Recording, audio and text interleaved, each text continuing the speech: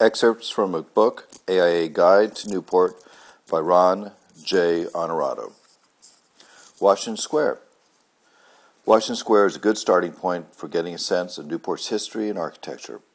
A square that is more trapezoidal than square, its present-day form was not achieved until the 19th century, with some of the major buildings dating from the early years of the 20th century. Even so, this area has always been the geographical historical heart of Newport. The first group of Anglo settlers, who included William Coddington, John Clark, Henry Bull, and others, each clustered their house lots of about 10 acres close to a freshwater spring and a short distance uphill from the shoreline. The spring itself still flows, though its course is now subterranean due to numerous grade changes, and is marked by a plaque adjacent to the gas station on Spring Street across from the Barney Street. One of the original settlers' houses, that of Henry Bull, still existed on the corner of Spring and Stone Street up until 1912, when it was destroyed by a neighboring fire.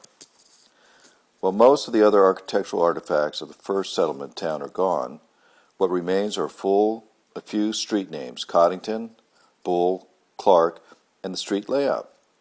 Vectors leading along the hill and harbor, Thames Street and Spring Street, up Island Broadway, and northwest out of town toward a burial ground established by the 1660s from Wells Street, don't quite converge, but instead enter at various points a street pattern that bordered a small open space flanked by residential and institutional buildings. By the 19th century, this spot came to be known as the Parade. That this urban space continued to be thought of as Newport Civic Center was made clear during the 1884 reunion of Newport residents, where a monumental triumphal arch was erected near what is now the junction of Broadway and Meeting Street to welcome an entire generation of Newporters from near and far. From Newport's earliest days, other important civic structures also stood nearby: meeting houses, inns, a jail, churches and later banks, theaters, and stores. Anchoring this sense of civic identity, then as now, are two key 18th century structures: the Colony House of 1739, which served as the administrative capital of the English colony situated close to the spring, and the Brick Market of 1773, which sits at the head of Long Wharf, where its east-west axis crosses Thames Streets and divides into Broadway and Turtle Streets.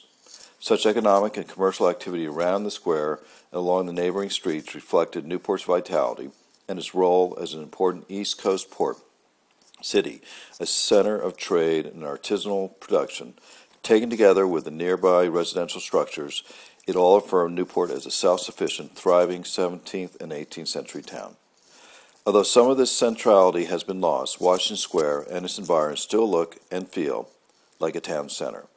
Despite attempts through the years to create new centers, such as the Uptown Bellevue district of the 1870s or the Disneyland approach of Queen Anne Square from the 1790s, Washington Square remains the only such civic space that has grown with Newport over the entire course of its history.